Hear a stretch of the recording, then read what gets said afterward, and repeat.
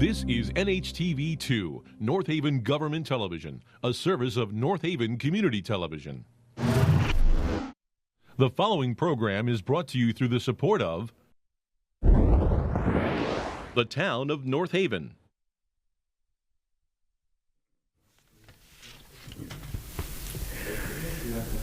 Well, good evening, everyone, and welcome to our September Board of Selectmen meeting.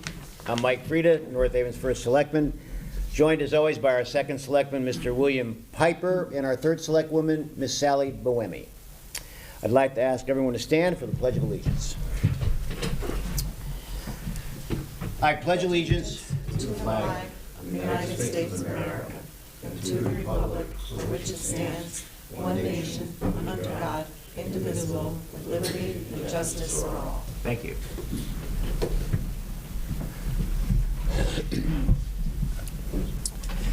Item number 2, any public comments to tonight's agenda? Okay, item number 3, approval of the Board of Selectmen meeting minutes from August 1st. Is there a motion? I'll make a motion to approve those August 1st minutes. I'll second that motion. All right, we have a motion and a second. Any other discussion? Hearing none, we'll call for that vote. All those in favor signify by saying aye. Aye. Thank you. We're going to dispense with item number 4, the First Selectman's overview, and we're going to move right into some correspondence that we've received. And this is correspondence, ladies and gentlemen, regarding some trees that were moved in the ridge section. Because it's brief, I will read it.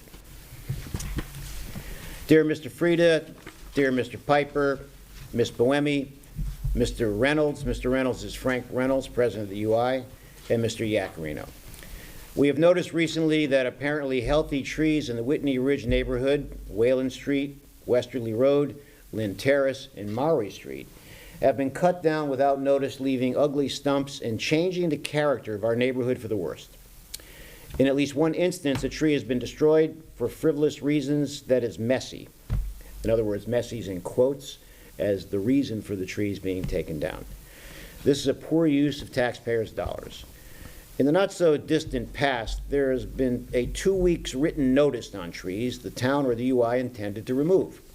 We request that this practice be reinstated immediately and that an arborist with a certification number be consulted before any tree is cut down. We understand the UI's concerns is that branches not fall on power lines and interrupt the transmission of power. There is a less drastic way to do this than removing trees, and it has been practiced in the past. The UI used to trim the trees. And finally, we request that this practice be reinstated under the guidance of a certified arborist. We, the UI customers, pay one of the highest electric rates in the continental United States, and there is a rate increase every year. Surely the UI can afford to resume a long-standing environmentally and friendly practice. Now, 13 residents have signed us. So tonight, ladies and gentlemen, I have an arborist here with Mike Maturo, our tree warden, and they're here to explain exactly what happened with these trees. So, Mike, and please introduce our guest here tonight, too. Good evening. I'm Mike Maturo, Director of Public Works Field Operations, also tree warden of the town of North Haven. I'm here with Cameron, our licensed arborist from Davey Tree Expert. When I heard of this complaint of trees being removed in this neighborhood, it kind of affected me in a way that I don't like removing trees. At a spare moment, I do assess the tree of its health, and if needed, I will consult with Cameron from DV Tree on making a final decision on a removal. My first step is to go out, evaluate the tree, and see if it can be pruned back and left standing. At times, the tree, when I get to an address, the tree is either was affected by storms that came throughout the the town, and it has extensive storm damage, which if it's over the 20% of the tree will need to be removed or assessed at a further notice to see if the health of the tree is going to decline. I know a lot of the trees in this neighborhood, after evaluating and consulting with Cameron, were deemed removals. I have some pictures that we shared with our first selectmen that did have storm damage, do have fungus growing down below, which means there is root rot that is unseen from the surface. So these trees will need to be removed. As I said from the beginning, I don't like removing trees. I like pruning them, keeping them standing, keeping the look out there of the greenery, and that's how I stand. Cam, if you want to put a few words in. Yeah, of course. Thanks, Mike. Mike said he looks at trees, without even calling me, that sounds like often, but I feel like he's calling me all the time, quite frankly. At least, once or twice a week we're talking on the phone, at least sending me pictures, and usually I say, Mike, let's just go look at it together. I drop what I'm doing, we go over and look at it together. We always look at a tree with the intent of how can we save this tree, and we try to rule out removal of the tree, because that is the last thing that we want to do. Number one, it's more costly to take them down, and number two, trees obviously benefit the environment in a lot of ways. So that is always our first go-to, and I'd be actually interested to see the in terms of the breakdown of the trees that we do work on for you as the town of North Haven. The ratio of removals to prune. We try to keep it pretty even, but sometimes, like Mike said, they unfortunately do need to come down when they pose a risk to public safety. So Cam and Mike, I'm going to tee up a question for you. This is for the audience watching, okay, and for those that are here. My office has had over 100 calls this year for trees that people want down.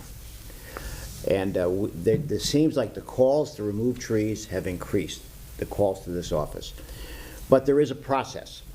And if you could take the public through what the process is with the posting, take everyone through so everyone has a clear understanding. All right. Well, our process is to go out there, evaluate the tree, assess any damage to the tree. If deemed the tree needs to get pruned, we will post it. If it is dead wood, we will skip that step and just prune out the dead wood. If a tree is ruled to be taken down, it will be posted. You'll see a posting on the tree saying that it will be posted for 10 days. Anybody has the right to call in and let me know that, I don't want the tree down. What is the reason for the tree to come down? And I could fully explain the reason why the tree is coming down. And like Kim said, it's all about the safety of our residents, our visitors that come into town, our business owners. We want to keep them safe and not get harmed by a fallen tree or a fallen dead branch. Yeah. So that's how we look at the tree and see if it can stand or if it needs to be removed, or at least at minimal be pruned. And let's talk for a moment about trees, roots, sidewalks bubbling, and people tripping. We've seen that happen many Oh times. yeah, I've taken several pictures of that. We've seen a lot of them that are, you see the tree that looks beautiful on top, but what's happening underneath with the sidewalks, the road construction, it actually affects the health of the tree. I believe I have one picture that I shared with you, that the tree is between the sidewalk, the curb, and a driveway apron. Several roots are getting decayed or getting affected by either plowing, salting, or whatever, mowing of the grass. So it does affect the tree itself and the health of the tree. There's another one that was struck by lightning. I received a call on that one, and I kind of held off on removing the tree just to see what the condition of the tree would do. And I seen the crack getting bigger and bigger. So before it fell, I scheduled it for it to be removed due to a safety issue for the pedestrians walking on the sidewalk, the homeowner, and the actual cars just driving by this tree.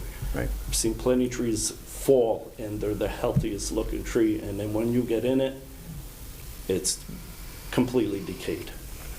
So it could be the best looking tree, but it could be the unhealthiest tree.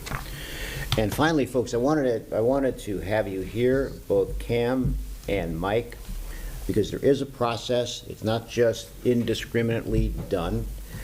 And then there is one other point that I'd like to bring up, and I'll tee Mike up on this. Replanting, Michael. Share that, what we've done in the past.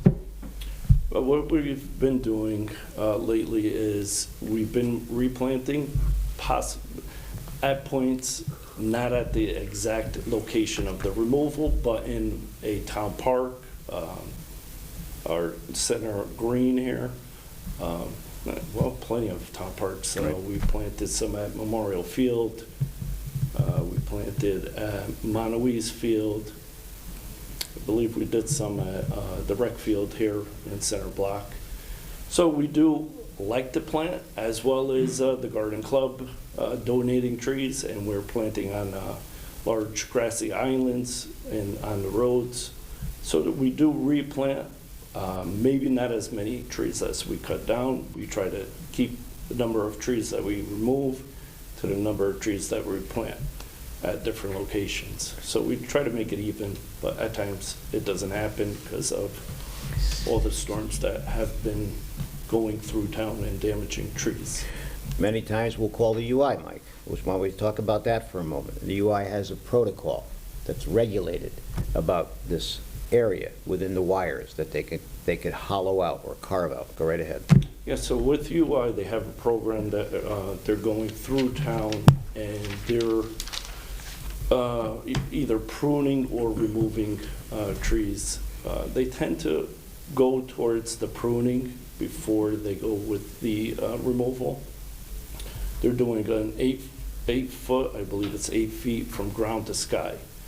So, I mean, it's been working through town. We've been having less and less power outages, so I think that benefits all of our residents in town and business owners. So it is a good program. They're actually, I'm going to give you an example of Leyden Ave. They took a whole bunch of trees, well, I can't say a whole bunch of trees, several trees out on Leyden Ave. The trees that are still standing have blossomed into bigger and healthier looking trees. So they may remove some, but the other ones that are left behind will blossom and generate more leaves, more foliage, and so forth. Okay, Sally and Bill, any questions? Yes, I have quite a few comments and questions. First, these photographs that are in our packet of these trees, and certainly some of them are definitely interfering with the sidewalk and curbing. Are all of these trees, the trees taken down on Wayland, Westerly, Lynn, Terrace, and Maury? Yes, there's Wayland. There was a Garfield, which was a tree that was standing, no damage, no existing damage, and a Right. branch just fell. Okay, so these So are, the rest these of are the the tree- trees in question. I just wanted to. Those are the trees. Okay, and you, Michael, you had asked Mr. Maturo to review the process. I just want to, for those folks at home, the process of evaluating trees when you get you had 100 people calling, when people call, again, it's trees just within the 8-foot Right. right-of-way of the Right. town. Right. Nobody said that. That's very important, because otherwise you'd be having like 500 calls tomorrow. Well, Because, yeah. you know, so let's make that clear, that the town removes trees within the 8-foot right-of-way. And that is measured by the trunk base, right? Right. Because obviously big trees, we have a lot of big oak trees here, maple trees could go beyond the 8 foot, but it's Right. by the base. By the base. So, we're only talking about trees within the 8 foot right away, so that you don't have somebody calling you tomorrow with a big tree in the backyard they want taken down. Oh, we've had that too. But the we've had that, process, that didn't get mentioned, so we're talking about 8 foot right-of-way trees. Now, I was reading this letter, and the only request that I see in this rather short, I'll call it more like a petition, really. It's a very short petition. The first selectman read it to you all. The only actual request is that they get notice. Why can't we give them notice?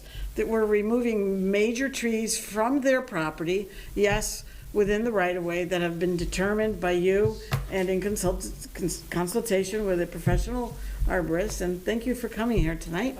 Oh, good. So, it's still being removed from their property, and some of these trees, the reason why I asked if these are the trees in question, some of them are so large, I've seen large trees removed, and it's a big full-day thing, and it's a lot of interference with the road and maybe the driveway.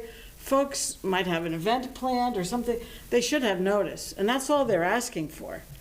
That's the only request that I see in this petition, is that you return to the policy of giving them notice. So can't we do that? Oh, we definitely do. How come they're saying that they were removed without notice? One of the pictures in that package shows you that there are 2 nails from a previous post. So I'm not sure if the homeowner pulled it off because it was probably 2 to 3 months after we posted the tree, if not more, that we removed it. That I believe it was that one there. There was a posting. Actually, I have a picture here. So the trees do get posted if it's a healthy looking tree and there's minor signs of decay or damage. I will post it, and I don't know if you can see it from here, but they do get posted. That was an old posting that either got ripped off or Yeah, well, fell off. I think a better notice is a letter, because anybody could rip that off. It could be ripped off by, I just think that how many trees are we taking down a year? What would it cost to send that many? The cost of a letter is the postage, obviously, and a little bit of administrative time. I just think that these folks, I thought that it was a letter. This came to a head years ago. I remember. Statutory issue here, I think. I'd like to comment, though. Yep. Sometimes the people that are complaining, these trees aren't there in front of their houses. They're in the neighborhood. So it's very hard to know Right. who you have to send a letter to, like what would be the circumference, because some of these trees are on another block. Okay. And I'm just saying, because I happen to know this. Well, I think the notice should go to the property owner. Right, That and seems many fair. times it's the property owner who calls us to say, hey, I have a tree that's damaged Right. and I'm very afraid it's gonna fall on my house or my driveway or my car, and they're very much in favor of having the tree taken down. But it's oftentimes the neighbors that are opposed to it, and we run into that Yeah, we do. many Yeah, times. So- So I'm just trying to give you a little perspective from what we I go got through you. in our Okay, office. that's a good point, but I'm just reading the petition. We request that this practice be reinstated, the 2-week written notice. Right, but they're also saying that they believe there's healthy trees that are being taken down and they don't like the look of it. That's how they started. Can Right, I also comment on that yeah. as well? So, being in that neighborhood so frequent on either a tree complaint or a pothole or a sidewalk being damaged by a tree root, I've seen a lot of neighbors in that general area that are taking multiple trees off their own property, which is over my jurisdiction, and I've actually noticed one of the persons that signed a petition, or as we're gonna call it, a petition, is one of the ones that is saying, why can't you stop them from taking trees down in their backyards? No. I can't do that. No, you cannot But do that. that's what's happening in this neighborhood. A lot of people are taking down trees because of all the frequent storms that are knocking down trees. Right. And they don't want to have, property damage, so. Well, I just think for the trees that are in our domain, the 8-foot right-of-way. Right. If we give the property owner a written letter notice as part of the process that you spelled out, and then you have folks complaining, well, it was taken down, we said we followed our process. We gave the property owner permission, a notice, and they were aware of it. Then their issue was with their fellow neighbor, not with I us. actually take a one step further. I Okay. actually go knock on the door, ring the doorbell, speak to the actual property owner, explain the process, and I come to find out that they're the ones that called, and they're concerned of the safety of their kids, their property, passerbys, pedestrians. So I do speak with the property owner before I take any tree down. Okay, So, well, And if you had 3 trees in the front yard and you're only taking one down, how do you describe that in a letter? The one that's got what? Now, then Well, you've got to. well, if I find the that- one within 8 feet of the road, well, I You got did 3, have, you got 3 that are 8 feet of the road, and you're only taking down one? taking down one. Well, hopefully, I think the perhaps sign makes much the more middle one? sense. I don't know. And what So- you're doing, knocking on the door. so what I do in that case, we did have. That's why you're putting a sign up on the one that is coming down. We did have a property down, I don't want to name the road, but we did have 2 or 3 trees that were declining. I chose to prune one and remove one. So the one that I removed, I actually put a giant X on it. And we did receive several calls about it, and I explained, this tree is unhealthy, it's declining, it has a lot of dead branches, you can see the signs that it is declining, and it needs to come down. The next one, the tree is Just prune it. healthier, we could prune it and keep it standing. So I do a lot of judging, I do a lot of assessing. I may not be a licensed arborist, but I have many, many years of tree experience, and I bring in Cam when I need to consult with a licensed arborist Right. to get his opinion and to see if my judgment is the same as his. Well, I was just trying to react to the petition and also trying to balance our need to take down trees, because certainly some in this picture, I can understand why they were taken down, especially the one with the roots going under the sidewalk. But I'm just trying to balance the request I see in the petition and our rights to remove what we consider dangerous, Right. for a variety of reasons, dangerous trees within our 8-foot right-of-way, and also balancing property rights. People have the right to agree to have a tree, or ask for a tree to be removed and draw it to your attention. I mean, this is one of our great old and largest residential neighborhoods. It's an old neighborhood with a lot of old trees, great trees, a lot of canopies over the roads, and I'm sure that's an attractive part of that neighborhood. Spent a lot of time in my youth there. So I'm just trying to balance what I think is their legitimate concern about notice, and perhaps a better notice than a post on the tree that we just write a letter, with our obligations as a town to remove dangerous trees within the right-of-way. So I'm trying to do a balance here. That's all. Cam, That's all they're requesting is notice, so. One final point. Yeah. Cam, correct me if I'm wrong. Isn't there a statutory requirement for posting on the trees? I think Mike addressed it, it's the 10-day period. 10-day From the period, time right. it's posted to the time that residents have, that amount of time to object or Right. question it. And also, too, one comment on the pre-notification. I think a lot of times, too, these residents, I know Mike's department calls them ahead of time, which is preferred, really. A letter is a great idea, but I would like to see it in the form of a range versus a specific date. Anybody that's been in the service industry or any related field, it's very dynamic and things change all the time. So a date range, in addition to the phone call, I think would be, a sure shot way to eliminate that confusion. And if you don't have a number for them? Then just fall back on the letter. Yeah. Or like knock Mike on the said. door. Yeah. So that, Knock on the door, not with the chainsaw at the ready, but knock on the door. The day before, the day I guess. before. I'm just saying, they answer the door and you're here, Not a good look. No, definitely not. Again, I'm just trying to accommodate the different issues involved here with the petition. So, okay. Good. I think the one that you showed that it apparently was posted on, you're not under, they have 10 days to respond to the notice, but we don't have to take the tree down within 10 days. We can take it down within 20 days or anytime after we've posted the 10 days. We have to wait 10 days. Yeah. Right. But you're not under obligation to take it No. down on the 11th day. Correct.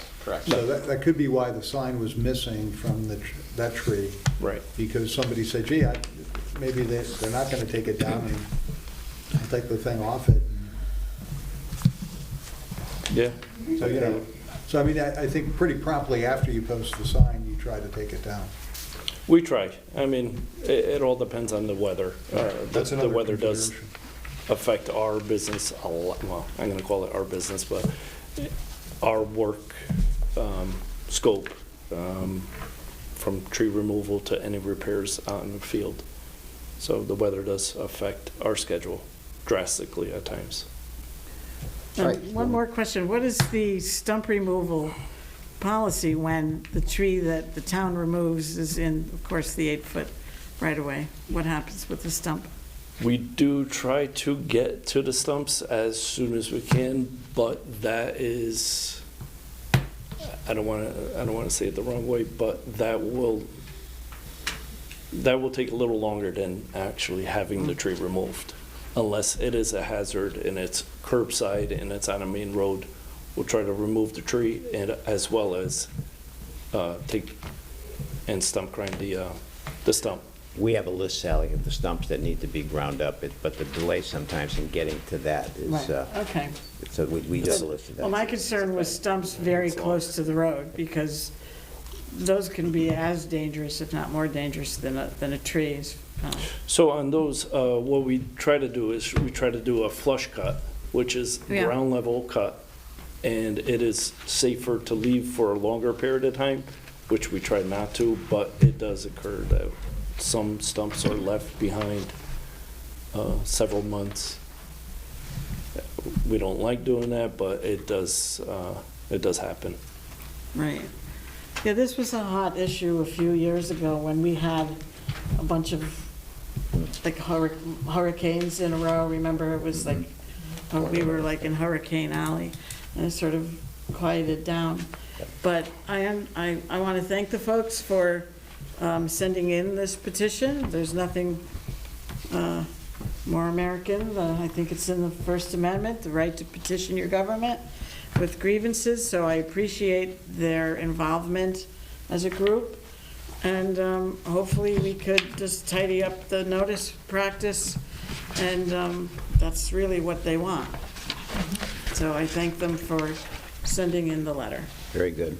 Cam, I'd like to thank you for coming here on your personal time tonight, and Michael also, thank you very much, okay? Thank you. All right, thanks. All right, Sally and Bill, let's get into resignations and appointments. Okay.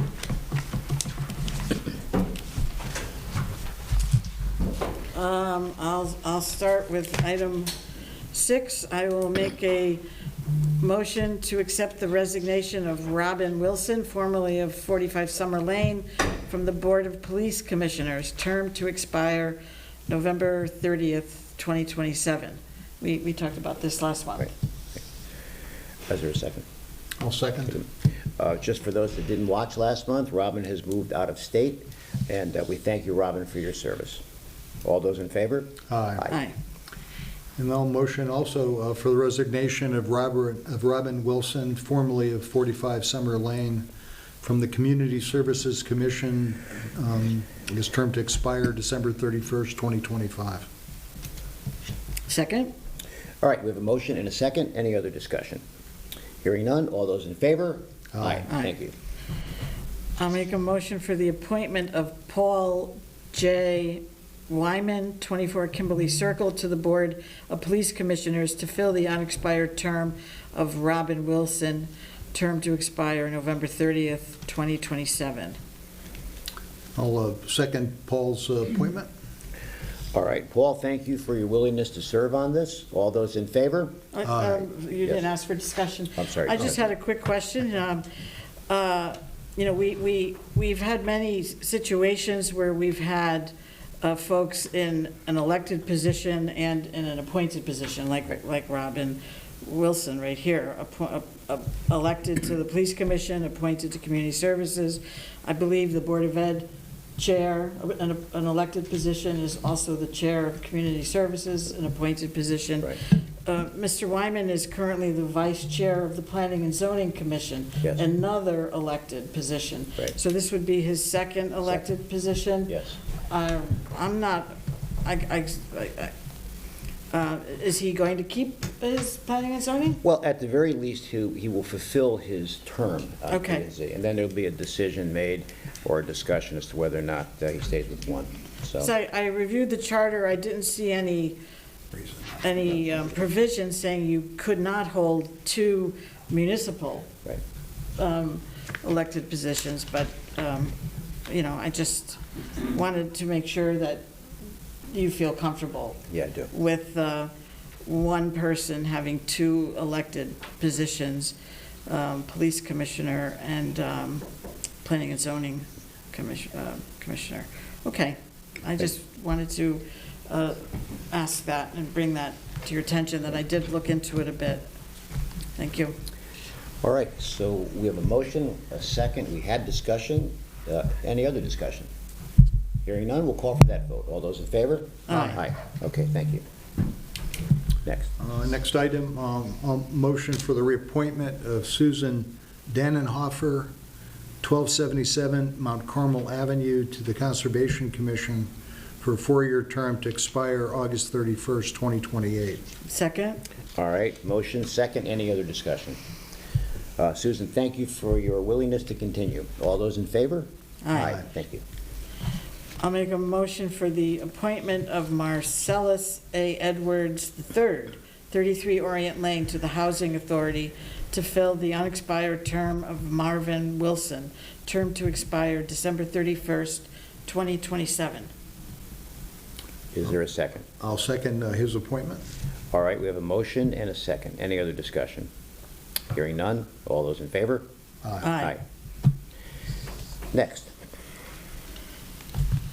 Well, next we have a discussion and possible action on an application by Laura Ann DeMonte concerning real property tax abatement pursuant to Town of North Haven Ordinance Section 184-47, which is Article 11, to provide a tax abatement for real property taxes for the surviving spouses of police officers, firefighters, and emergency medical technicians who died while in the performance of duties.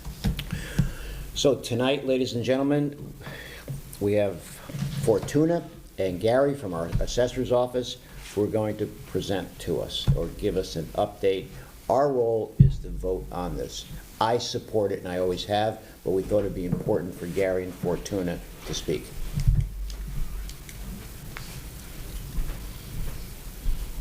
As you know, we passed the ordinance recently for first responders, and part of the ordinance was for the assessor to determine the application, what the process is, and reviewing all the materials from that application, and then providing that information to to the Board of to the First Selectman and then to the Board of Selectmen ultimately for their final approval. I believe there's an extensive package there that includes many documents related to Sergeant DeMonte, and most of it came from my correspondence with the Bristol Police Department, and they provided quite a bit of backup information that we require. Hopefully, we'll never have to go through this again, and this will be the only time that we have to do this, an application like this. But the process is now established, and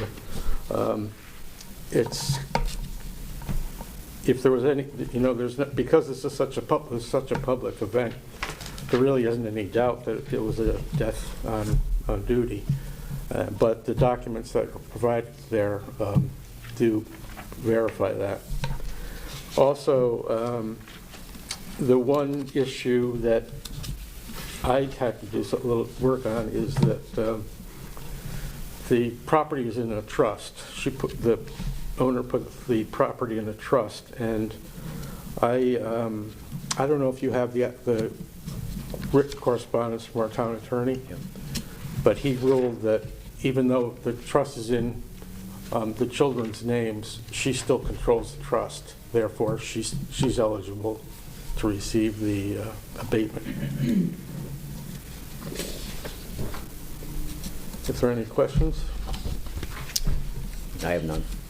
Well, for those folks who watched or took part in our 5-month process of getting this very important tax abatement ordinance going and in effect, the big issue was what is in the performance of duty, and that was the big stickler of an issue. Mm-hmm. That is not an issue here. It's amazing. It's been 2 years since that tragic day in Bristol. So I agree that the only issue was the trust, and so I read the trust. It's quite voluminous, and I agree with the town attorney's interpretation, or I should say assessment of the trust agreement, because we have to make it very clear that even though performance of duty was the focus of our discussions in promulgating the ordinance, there are other requirements. Surviving spouse is required. That's not an issue. But if the property is owned by a trust, the trust agreement must indicate that the claimant, which is the surviving spouse, must be the primary beneficiary. Mm. And I agree that even though the 3 children are named the beneficiary, their status as beneficiary doesn't trigger until the death of the claimant, and so I think that qualifies her clearly. And that's why I wanted an opinion from the town attorney, so that we could definitely have that on record, that if this trust is one that would apply to this agreement, the ordinance. Right. So I'm 100% satisfied on that issue, and you're right, that was the issue here. It's certainly not performance of duty or any other of the requirements here, so I support it. Just an aside here, the working with the Bristol Police Department, they were excellent. They have a liaison that is just dealing with this case, and they provided everything that we asked them to do, and they were very good.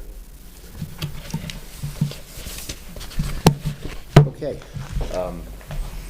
A motion to accept. Yeah, and I think it's, I think he definitely, our town attorney definitely cites the relevant sections of the trust that clearly indicate that that she be taxed as owner of the trust and can substitute property. So I think it clearly, in terms of the ownership interest, it seems that I think I think he's making a case, and I don't see anything to the contrary, that she is still the owner of the property under the terms of the trust. Very Well, good. she's the beneficiary. The owner is the trust. That's the issue. But That's she has what the triggered- ability to substitute, so she really still Yes. controls the property. Yes. Because she's paying taxes on it, and she has the power of substitution under section 1.10. Right. So she really controls the property still. And still owns the property based on those sections, I think, as he's pointed out. So I think we're all in agreement. So I could make a motion to approve the application. Now, do we have to amend? Should I make because the motion is not on our agenda, and that's an act. Should I make a motion to amend, to add a motion, and then I'll make the motion, and then we just, Well, I think it says discussion and possible action, and I Okay. think you're going to be taking action Okay. by moving to approve the application. all right. So I'm going to take action. I will make a motion to approve the application for tax abatement for real estate taxes for surviving spouses pursuant to Article 11, Section 184-47 of our town ordinances. I will make that motion to approve said application. Is there a second? I'll second Sally's motion. Okay, we have a motion, and we have a second. Thank you, Gary. Thank you, Fortuna, for being here. All those in favor? Aye. Thank you. Okay. Next. Okay, number 12 is to consider and act on a resolution, number 1, recommending an additional $3 million for an aggregate of $15 million appropriation and borrowing authorization for the previously approved Sackett Point Road Bridge replacement project, and 2, referring a resolution for such additional appropriation and borrowing authorization to a special town meeting to be held Monday, September 23rd, 2024, at 7 p.m. in the auditorium of the North Haven High School, 221 Elm Street, North Haven, Connecticut. All right, so before we have Sally and Bill go through the rest of this, for the general public watching, this is the Sackett Point Bridge. This project was started in 2008. There was a bond resolution at the time for $12 million. Back during that time, the state and the federal government agreed to pay 90% of the $12 million. The town's stake was 10%. Over the course of 16 years, with cost escalations, those escalations turned out to be $3 million more than the original bond appropriation back in 2008, 2009. So what this means is we're going to be requesting for $3 million through bonding to satisfy the total cost of the project, but our portion of that is only 10%. The original 10% from the beginning in the agreement back in 2008, 2009. The balance of it, that $2,700,000, will be paid for by the state and the federal government.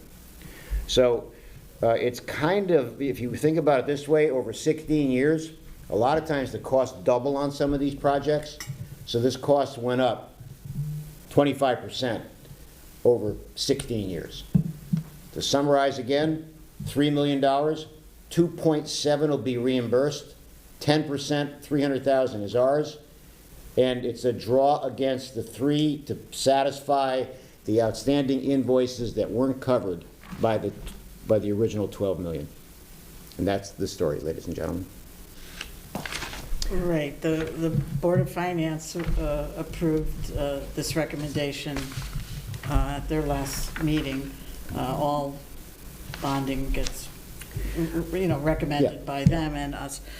I'm glad that you said what you just said, because there's an article in the Courier today about this, and there was one paragraph that made me think, because you were right. This 12 million was done many years ago, and you would by resolution, but at a town meeting. Right. A town meeting approved it. the bonding. So we're just adding 3 million more to the That's it. bonding amount to cover the increased costs because of time going by and rising costs. So I wanted to make it clear that the governmental entities that are reimbursing us aren't just on the hook for the original 12. They will also kick in That's my point. their percentage. Okay, because this here paragraphs in the September 5th Courier said the additional 3 million allocated by the BOF, Board of Finance, represents the incremental cost of 10% which the town will have to pay against the 15 million project, 90% of which the town is already being reimbursed by the state and federal governments, said Frida. So, did you say that? No. Because that's not right. See, I wish know. I was at the Board of Finance meeting, because a lot of this misinformation, and you can't blame the Board of Finance, because they're not here every day. I'm the guy that's here every day. I'm the guy that's behind this. Yeah. So the status is just what I said. Yeah. I don't know how that got I to be know. that Well, way. this just came out today, so this didn't Right. confuse the Board of Finance. I think the Board of Finance was perfectly clear on their recommendation that the cost went up 3 million from years ago, and that's why they approved it, because it's you know, I love the bridge, it's a great bridge, and I'm glad it was done, and I support this. I just wanted to make, this gave me the impression that that last 3 million, we really weren't gonna get No, we're getting reimbursement. We're So, getting reimbursed. so please, you've heard me many times in this seat complain about badly written, you're not quoted as saying this. I know this, I've had troubles with this reporter, so this is just wrong. That I haven't seen it, Yeah, so. okay, you're not, we're not paying the additional 3 million. We have to bond for it, but we are getting, We're getting it. yeah, right. yeah, and that's, And I reviewed What- this with the chairman of the Board of Finance before the meeting, so that he was educated, so he can explain it to the group. yeah, oh, he did, yeah. So, And in fact, the next paragraph, he's quoted, the quote in the next paragraph from Tim, the chairman of the Board of Finance, conflicts with what was said. So- And Tim is right. He's saying at some point in the future, we will get roughly 13.5 million back, and our share will be 1.5 million, which is 10% of the 15. So if you look at these two things together, they're not quite mathematically, right. So, It was yeah. much easier to keep it simple.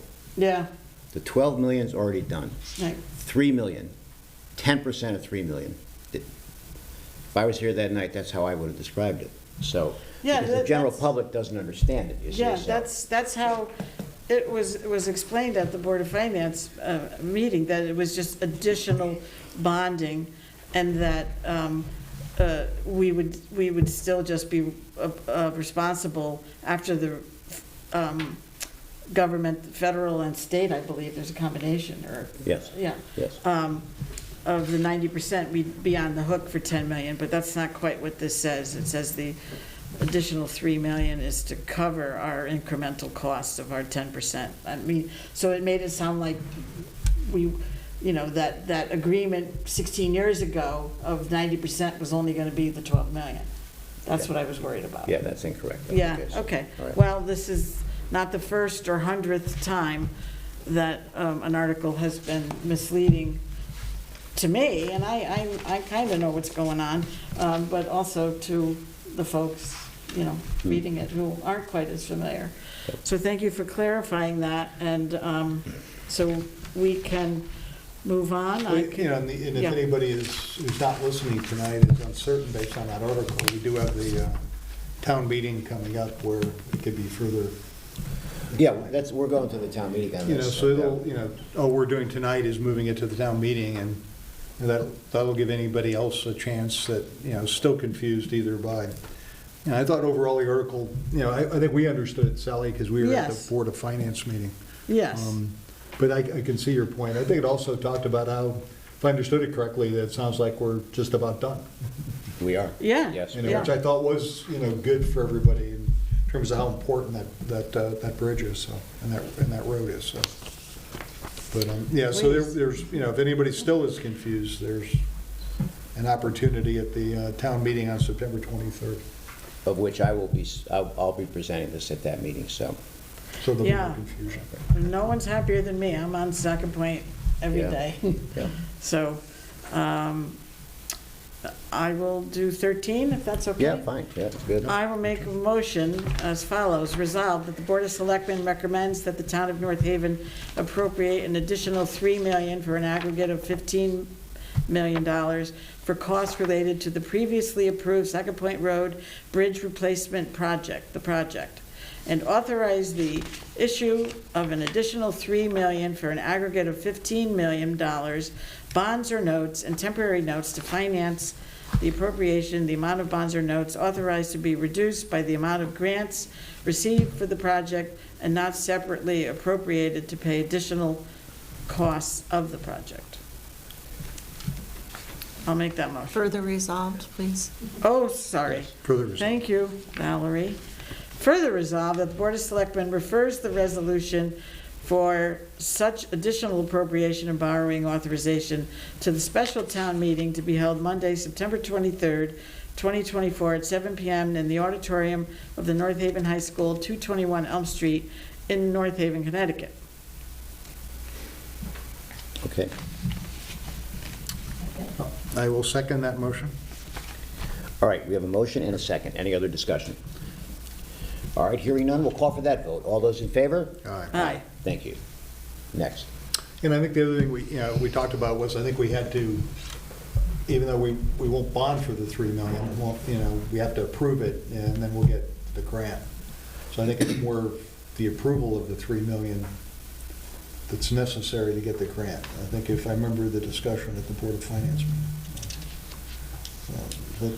I don't know, I thought we bond it and then when we get our reimbursement, we buy it down, Yeah. or well, normally, first thing we do is, we have like this says, the notes, temporary notes, Right. is actually what finances, right?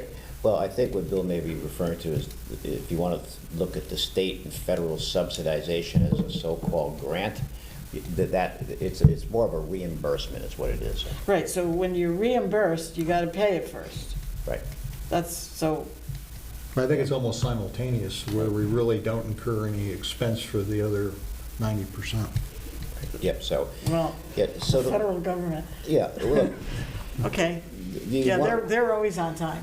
so I think we just keep this simple, folks, okay? The simplicity of it is this. We have to bond $3 million. We got to front the payment.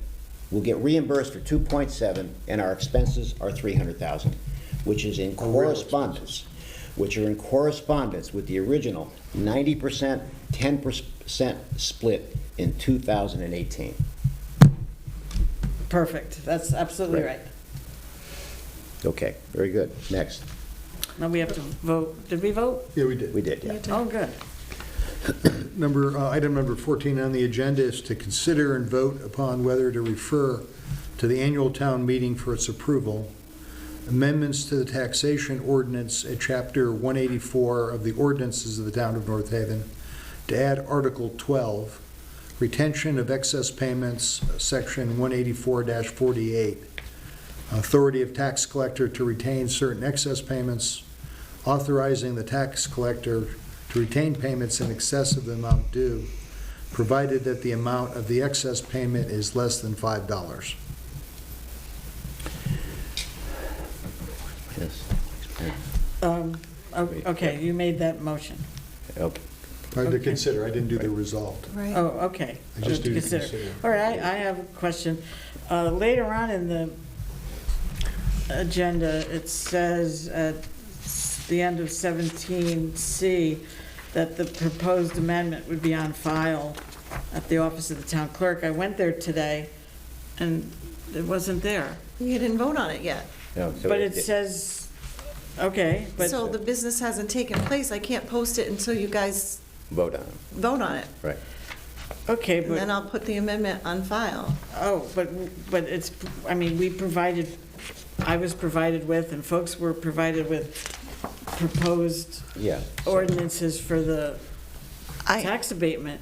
Okay. You know, I have it. It's all ready to go, but I mean, are we going to, is it going to be available at the town meeting? oh, to of show- course, and it's Oh. going to be posted on the website tomorrow. Oh, okay. I just, you know, Here's the notice that you're going to sign tonight.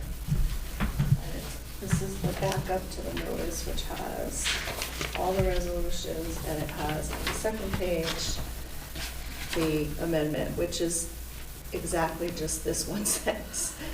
oh, so that is the amendment? That is the amendment. That's why I didn't really Oh. think there was much to, Oh, okay, it's pretty much very simple. okay. I And thought, basically, all this is just, because some of these overpayments are like, they're nuisance payments. Yeah, It they're takes so the staff small. a lot of time to prepare and process and mail out checks, and it ends up costing the town money, and it's insignificant. So this ordinance just allows us that for any overpayments that are $5 and under, the town does not have to refund to the taxpayer. right, right, okay, so I didn't, so that is going to be the actual ordinance, Right. what's written here. I See, nicknamed it the Five Below. Okay, yeah, that's right. So I just, my only question is there a state statute that authorizes us to retain excess payments? Yes, there is. Okay, so that's what I was looking for in an ordinance, like, It's, like our tax abatement right. was pursuant to 12-something X. It's you know. pursuant, and that will also be posted with the notice. It's pursuant Oh. to the general statute, section 12-129. The tax collector is authorized to retain payments in excess of the amount. So that's the statute that allows us to do that. All right, that's really Sure. why I was looking for, Yeah, you probably thought it was going to be a long, no, I just Okay. wanted to make sure we had the statutory authority to keep excess payments. well, according to And- the town attorney, we do. So I'm sure we do. hoping- I'm gonna go right home and look up 12-129. But I'm sure that he's right, or else it wouldn't be here. But, you know, I like to see stuff. Sure. You know. Okay. It doesn't, it can't get just applied to the next payment? No. We don't have one that applies to it. I think that would create more work than More work. refunding the $5. Okay. Okay. All right. So again, I think the way that it, just to clarify, what it's saying is that if the excess payment is $5 or more, you get it. Correct. If it's $4.99, Yeah, it's less than $5, so $4.99. $4.99. Five and below, well, I guess that's, my five and below isn't really gonna work then. You know, we have It to needs be change the name to $4.99. $4.99 below. That doesn't sound as good, but, yeah, I mean, when I first read this, I said, well, this is obviously an effort to reduce administrative burden. Right. And I said, you know, so my next question was, gee, can we do this? Where's the statutory authority? So that's all. So now Good I have something questions. to look up, and we'll go. Okay. So. Okay. So We're we're on 15. considering, so now we need Yeah. to, someone needs to read the resolution I'll and make a motion, resolved to refer to the annual town meeting for its approval, amendments to the taxation ordinance at Chapter 184 of the ordinances of the town of North Haven to add Article 12, retention of excess payments, Section 184-48, authority of tax collector to retain certain excess payments, authorizing the tax collector to retain payments in excess of the amount due, provided that the amount of the excess payment is less than $5. Okay. So resolved in the form of a motion. Is there a second? I'll second that motion. All right, so we have a motion and we have a second. Any other discussion? Hearing none, we'll call for that vote. All those in favor? Aye. Aye. Thank you. Next item. Number 16 is to consider and act upon a resolution calling for the annual town meeting to be held Monday, September 23rd, 2024, at 7 p.m. in the auditorium of the North Haven High School, 221 Elm Street, in North Haven, Connecticut. All right, I think we considered it, so I'll make the motion on 17. All right, motion, I- second. I think I have think the whole I think you thing. gotta- So You I'll, need any more water, Sally? Yeah. That's a long one. time out, talk amongst yourself. There's an extra water there if you need it. Here we go. You're going to hear what you just heard all over again. So it's riveting. Okay, item 17, I will make a motion as follows. Resolved that the annual town meeting be held Monday, September 23rd, 2024 at 7 p.m. in the auditorium of the North Haven High School, 221 Elm Street in North Haven, Connecticut, to consider, discuss, and act upon, A, resolutions in accordance with the recommendation of the Board of Finance concerning the adjustment of appropriations of certain line items among various departments in the fiscal year 2023-2024, budget transferring amount over $20,000 in the total sum of $1,523,523.09. B, that the town of North Haven appropriate an additional $3,000 for an aggregate of 15... 3 million. What? 3 million. What did I say? Thousand. Ooh, God, after all we went through, excuse me. B, that the town of North Haven appropriate an additional $3 million for an aggregate of $15 million for costs related to the previously approved Second Point Road Bridge Replacement Project, and authorize the issue of an additional $3 million for an aggregate of $15 million, bonds or notes and temporary notes to finance the appropriation, the amount of bonds or notes authorized to be reduced by the amount of grants received for the project not separately appropriated to pay additional costs of the project. C, to consider and vote upon whether to adopt amendments to the taxation ordinance at Chapter 184 of the ordinances of the Town of North Haven to add Article 12, retention of excess payments, Section 184-48, authority of tax collector to retain certain excess payments, authorizing the tax collector to retain payments in excess of the amount due, provided that the amount of the excess payment is less than $5. The proposed amendments are on file and available for inspection in the office of the town clerk. The notice of the annual town meeting presented at this meeting and proposed resolutions are on file and available for inspection in the office of the town clerk. Tomorrow morning. Okay. Or will be very soon. Okay, thank I'll, you. Yeah, you're second, welcome. very good job, Sally. I'll Thank second you. that resolution. All right.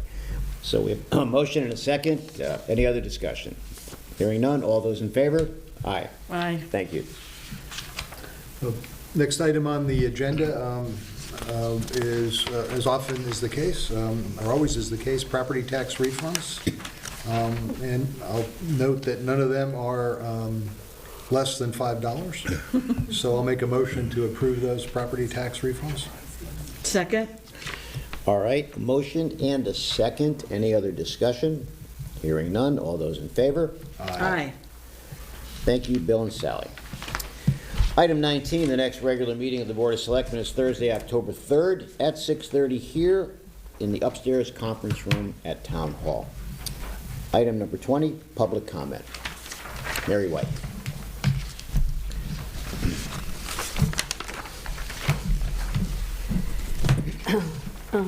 Mary White, Summer Lane. So last month I spoke about an application on the August planning and zoning agenda. It did not happen. It is now on the September 9 zoning agenda.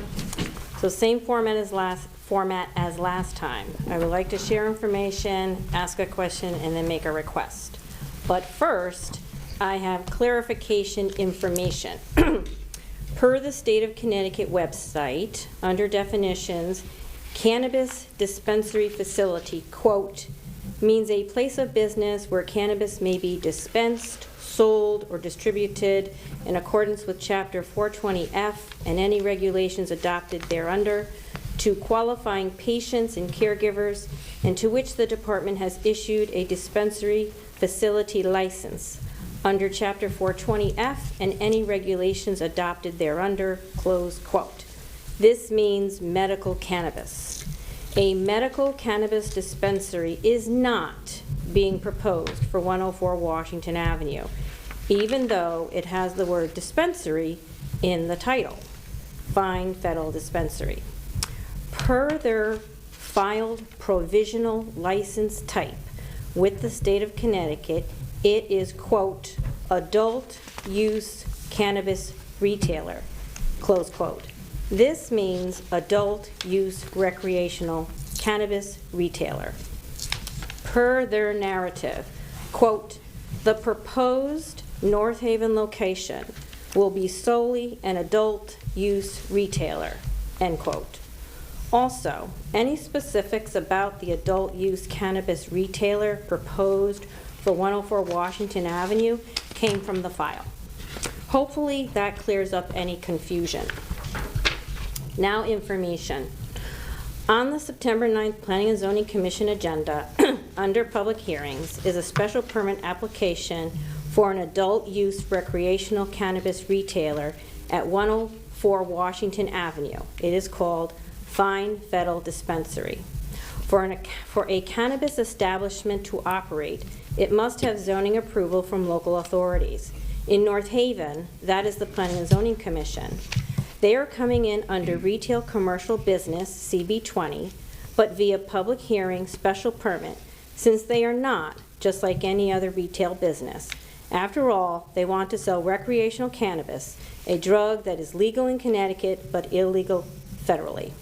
They are going to be operating 7 days a week, 11 hours a day, Monday through Saturday, 9 a.m. to 8 p.m., and Sunday for 8 hours a day, 10 a.m. to 6 p.m. There will be no cultivation or packaging of the cannabis on site. The products arriving and leaving the facility are packaged, and that will reduce the odor, but not eliminate it. There will be no cannabis products on display. This section includes opinion, common sense, and some new facts and new information. Even though on-premises consumption is strictly prohibited by state law, if somebody wants to eat a cannabis gummy or cannabis brownie or cannabis cookie or have a drink with THC, get high via smoking or vaping in their car, nobody's going to come running out of the Fine Federal store and start yelling and screaming at them and calling the police on them. That would be a guaranteed way to lose customers. Smoking or ingesting cannabis and then driving equals driving impaired under the influence. 104 Washington Avenue is in the center of town, located near businesses less than 735 feet that deal with children as young as toddlers, children in elementary school, children in middle school, and high schoolers. These businesses, cosmetology beauty school, daycare, music school, gymnastics cheerleading school, and dance studio, will lose clients when the parents take their children elsewhere, where there is no adult use cannabis retailer close by. Grover Wyman Park is just around the corner. Residential neighborhoods are right behind and near 104 Washington Avenue. This adult use cannabis retailer business will negatively impact not only the character of the town of North Haven, but it will directly negatively impact the residents who live near 104 Washington Avenue. Here are the names of the streets near or behind 104 Washington Avenue: Franklin, Woodside, Thorpe, Lynette, George, Lincoln, Monroe, Blakesley. If you live on one of these streets or own a house on one of these streets, this will negatively impact your neighborhood, quality of life, and property values. When selling a house, never listed as an amenity, includes a neighborhood adult use cannabis retailer open 7 days a week. There are adult use cannabis retailers located in New Haven, Branford, and soon to open in Hamden.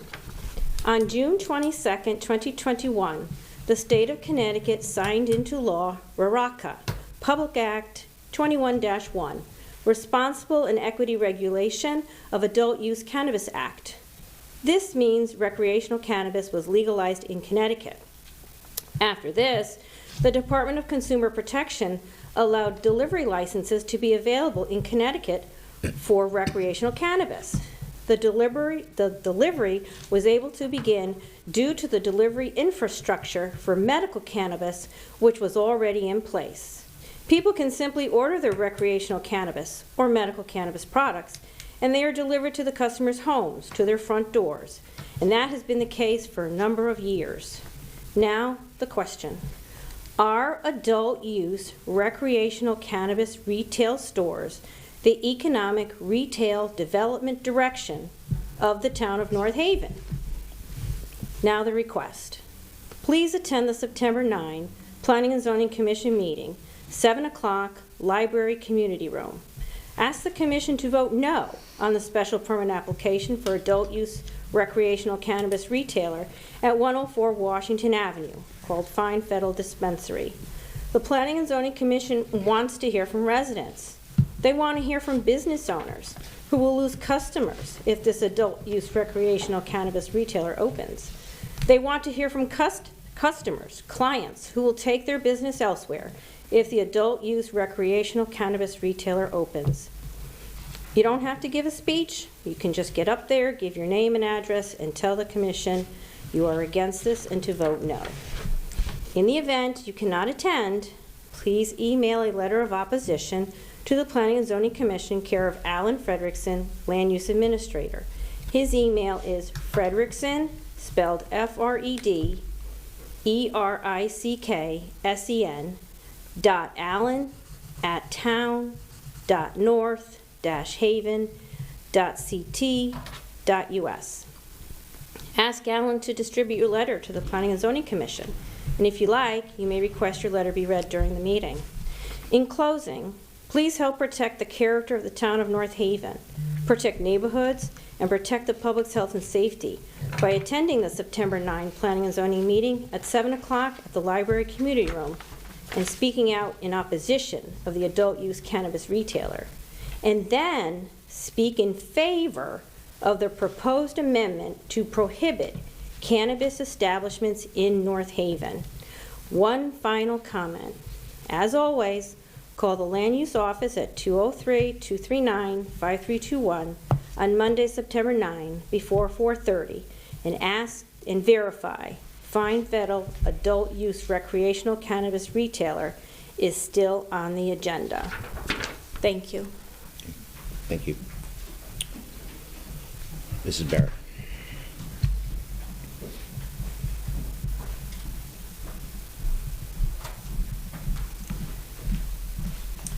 Good evening, Nancy Barrett. I just have one quick point, one quick request.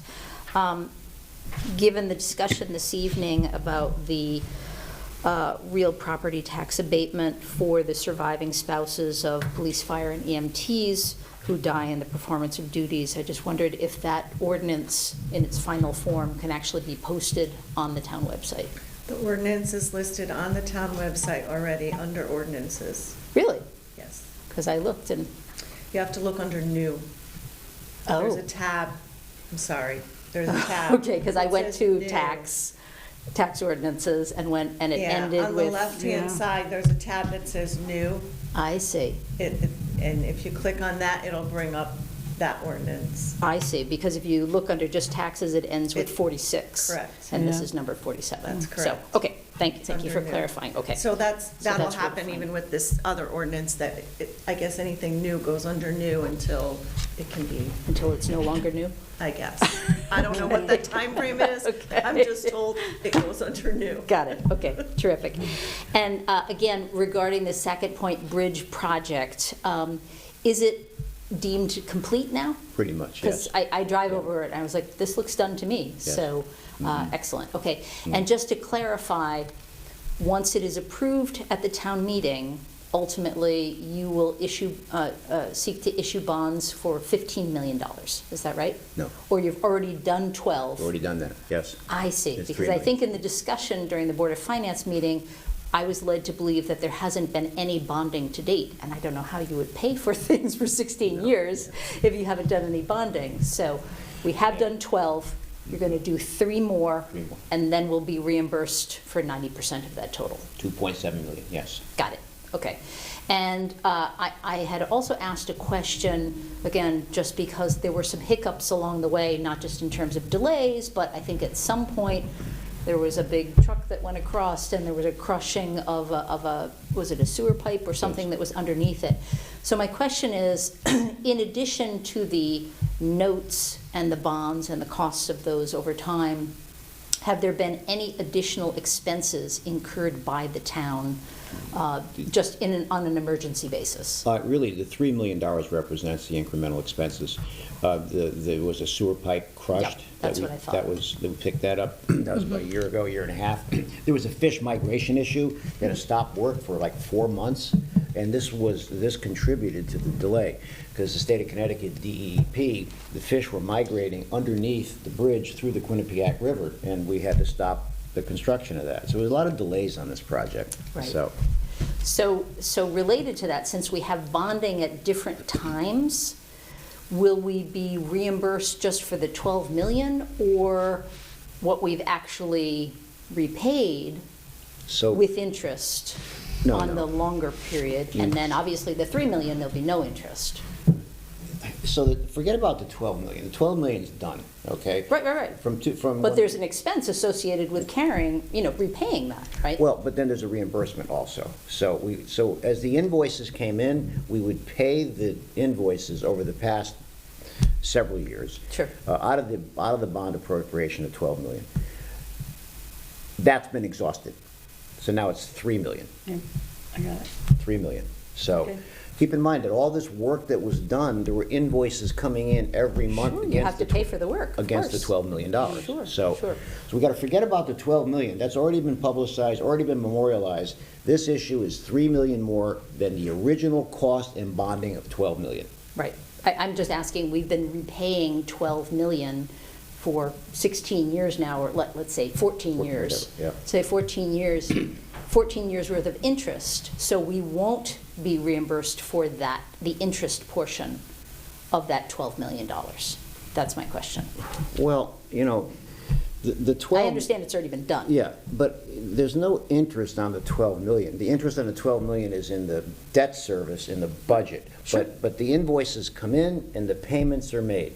Sure. Our payments are made, other invoices come in.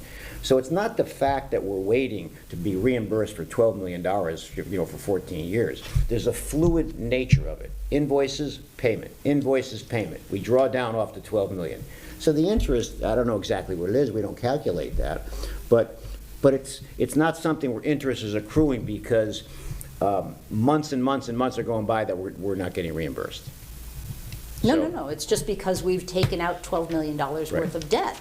Right, And but we we've had don't- to repay the debt. No, you're right? wrong. We're not taking out $12 million. We're bonding for 12. Yes. And it's like a revolving line of credit in a bank. We use a portion of the 12 million to pay the contractors, and then we get reimbursed. And then It's not that we're ultimately- borrowing 12 million, putting it in the town general fund. Mm-hmm. That's where you're mistaken. So when you look at what you just said, which is not true, meaning that we don't take the 12 million in possession and pay interest on it. In my corporate career, we had a $12 million revolving line of credit. When we needed it, we would borrow against it and we would pay it back. Paid back, right. So the interest is negligible. It's Because the you're paying- difference between when you use it and when you pay it back. Right. Right. So, Right, so even though this town meeting that authorized the bonding of 12 million, whatever, many years ago, that's not when it started. No, It no, started no. with the construction. right. So that's in advance, okay? The 12 million is there, okay? So, and then we draw against it. Sure. So, Okay, well, thank you very much for You're welcome. clarifying, I Okay. appreciate it. And I was trying to make the same statement, which I think Mike made clearer than I did, Yeah, or at least, I got it. okay, so. Thank you. Okay, yes, William. Yes. Good to see you the other night at the concert, catching up with you. Yeah, I know we haven't been too often this summer, so. Bill Richards, Tuesday night at the concert, you mentioned that somebody had fallen and got hurt on the green, Yeah. and somebody left something on the ground. My concern is on the stage itself, all right? Right as the concert's over, we need lighting on that stage that comes out into the public sitting on the green, on the peak and on the right and left side. Yeah, we're working on that, Bill, for next year. Okay, and the other thing is, was this person that fell up on the hillside or not? No, lower level. Okay, because even for the hillside, it's dark for people going up the hill at night. And I can talk to you later, I have another idea where we could have something with lighting on a lamppost where the sidewalk walks back around down toward the canyon that would shine on the side of that hill also, because it's difficult walking up there at night. Yeah, no, I agree with you, Bill. And you know, the unintended consequences of me adding more concerts, it's now dark. So, I know it is. and our last one is next Tuesday, as I mentioned. Yes. You know, when I took office, I think there was 11. Now there's 5 more. So people love it. We get people, ladies and gentlemen, from Danbury, Manchester, all over. People love coming to North Haven for these concerts. It's great for the town to bring people in to see what North Haven offers, too. But it is dark. I noticed it again when I was there this past Tuesday. We're looking to illuminate the bandstand a little bit more for next year. We may do something with the gazebo on lighting, and if you have some thoughts on the hill, because it is an undulated. Yeah, I have an idea. Right. We can get together maybe with Andy over at Park and Recs and show him what I'm thinking. See, somebody I think left a lawn chair, and in the darkness, this person stepped on it. Very easy. And fortunately, she didn't get hurt, but we're glad that she called to tell us so we can make this announcement like you heard me make. Yeah, and I think it was last year, somebody came running down off that platform up there where all the railings are to hold on to. Somebody fell last year, I told you about. Face down, they were running and they missed a step up there. No, I know. So they were face out, but. And there's a lot of, I don't want to say seniors there, but there's a lot of people that may not be in their athletic prime, shall we say. So we're going to be very cognizant of that. People coming down the hill, going up the hill, walking. Like the other night in the dark, I'm walking across the hill. People are grabbing me. People are hugging me. People are kissing me, right? Fortunately, I still have good balance. I work out every day. But I saw it the other night, how treacherous it could be. It is, yeah. And the only other thing is up there, I noticed that the Park and Rec had cleaned up a lot of the sticks on the lower concrete platform area. Now, on the top of the hill, I noticed over years, a lot of the smaller branches, they're round with no bark on it, and you can slide right across those walking, so. Yeah. So I want to give you a shout out here. I said it last year. It was because of you we put the rails on the steps. And people are using those up there. You were right. They really are. Right. And it helps out on our town's liability insurance too, by having it safer for the people. Yeah. So, that's it. Okay, William. Great season. Well, you coming next Tuesday? You going to be there? I'm going to try to make it. Okay, very good. Okay. All right, thanks. Good night. Okay. I just had a Yeah. thought, maybe this would require, really good notice in the newspapers or whatever, but maybe the concerts, because they start in May, maybe the concerts after August should start at 6:30. You know, that's not a bad idea. We'll take a look at that. We got to market it properly, but I think That's right, because we don't want people getting there late, but Right. that last July, the last July one, if you decide to adopt this idea, you could, announce it there. Yes. That's something for the Park and Rec folks, this is their ball game, but I'm sure you would have some influence. That might help. Yeah, they're going to come meet with me. We're going to start planning at the end of this month, so let's take this suggestion. And I think that what we could do is not only market it, present it, but also as we transition from one month to another, I'm up there on stage, I'm announcing the sponsors, I'm making public service announcements, maybe I can remind people. Don't forget, for safety reasons, a half an hour makes a lot of difference this time of year. Right. So just a thought. No, it's a good thought. I think we'll take that under consideration, so. Yeah, one thing. Yes, sir, Bill. Sitting there the other night, watching the traffic that comes up Maple Avenue is coming in high speed into the curve where the old gas station used to be across the street. Now, is there something that we can have a warning sign back prior to the edge coming up? Yeah.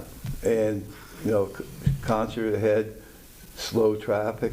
Because I know there's a lot of cars that come in, they're really like, they don't even know it's there, and they're coming in way over the speed limit. Yeah, I'm not sure, Bill. There's two things that come into play here. That's the state road, number one. So, and it's a traffic authority issue in the North Haven Police Department. So they'd have to talk to the chief about that. They'd have to coordinate it with the state, if the state would allow it. Right. It's sometimes it's not so easy. And a lot of times I'm at the concerts, hey, Mr. Frieda, can I talk to you? We got speeding here, we have speeding there. So, people want speed bumps, and the police commission doesn't want speed bumps. The fire department doesn't want speed bumps because it slows down the response time. The town engineer frowns on speed bumps because they alter the drainage in a road. And then in the transition from the warmer weather to the cold weather, if it rains, the speed bumps become ice bumps. So we got every department in town is against speed bumps. Your thought, it's got to run through the state and our traffic commission. So. Well, you're on some of the safety boards in the state, so maybe you have some connections up there that... Well, I have a lot of connections, and I want to tell you what happened today. I'm on a statewide meeting. I was the only person from CCM on there with the executive director, with police chiefs from all over the state. All over the state. People whom I sit with on post, people who I know from when I was president of CCM, and everybody says the same thing. The speeding is out of control throughout Connecticut. Horrible. Reckless driving, there's a no pursuit policy. If you go on 95 or 91 coming home like at 9:30 or 10, like many times I'm out late. The other night I was coming home from New London because I sit on this other state commission. It's like the Wild West out there. Oh, it is. I believe People it. going 100 miles an hour. Yeah. And then motorcycles, those speed motorcycles zipping in and out of cars. Yes, yeah, I know. So, Well, how about even if we have one of our, with the police department, they have one of the patrol cars about 2 houses back before the curve with his lights on. well, that's a good thought. That can be done, yes. Yeah. Talk to the chief on that, okay?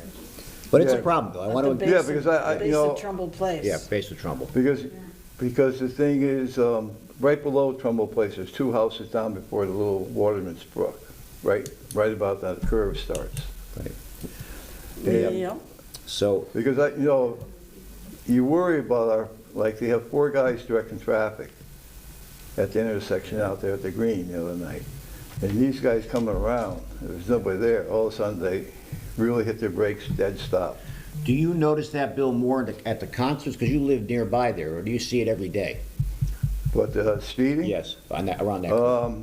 Yeah, we just had somebody take a pole the other night over on St. John Street, next street over from me. My streets are a complete raceway on north, so Yeah. it's throughout the whole town. I had a little satisfaction, though.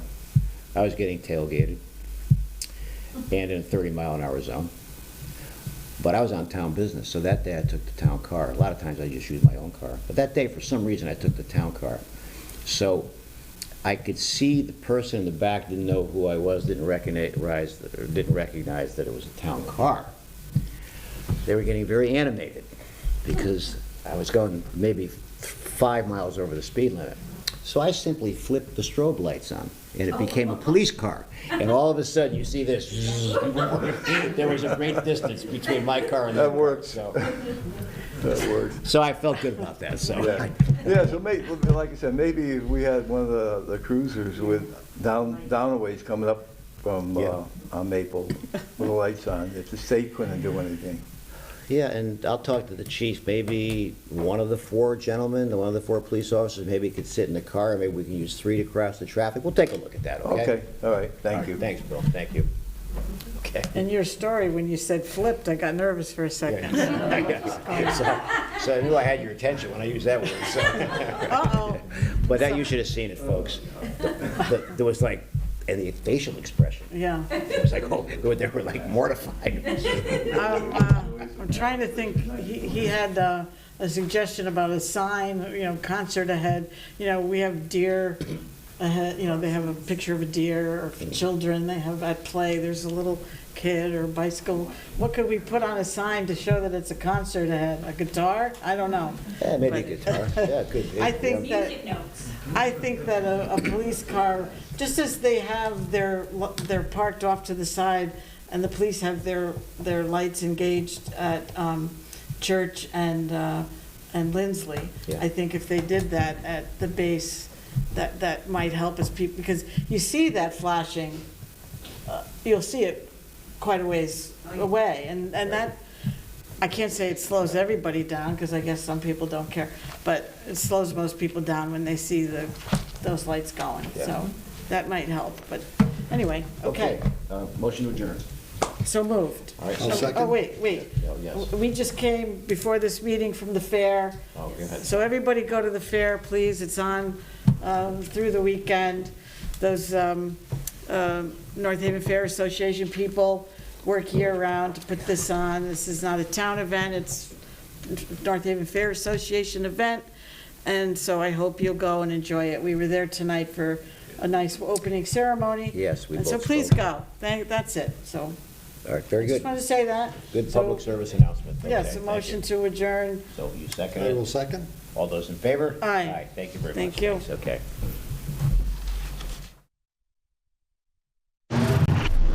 The preceding program is brought to you in part through a grant from the town of North Haven.